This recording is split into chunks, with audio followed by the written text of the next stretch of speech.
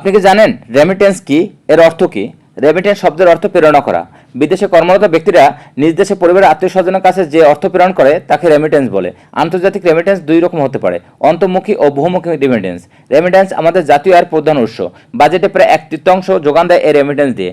অর্থনৈতিক উন্নয়ন এবং একই সাথে দেশের মানুষের জীবনযাত্রা মান উন্নয়নে রেমিটেন্সের ভূমিকা অনস্বীকার্য।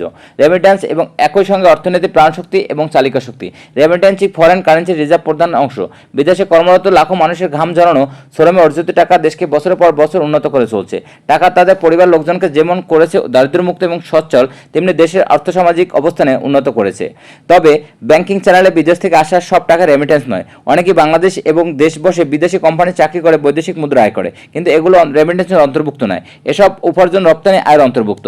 ফ্রিল্যান্সিং এবং দেশে বসে বিদেশি কোম্পানিতে কাজ করা যেসব রপ্তানি হিসেবে বিবেচনা করা হয়, অর্থাৎ কোনো বৈদেশিক মুদ্রা রেমিটেন্স হওয়ার একটি গুরুত্বপূর্ণ শর্ত হলো বিদেশে অবস্থান করে দেশে টাকা পাঠানো।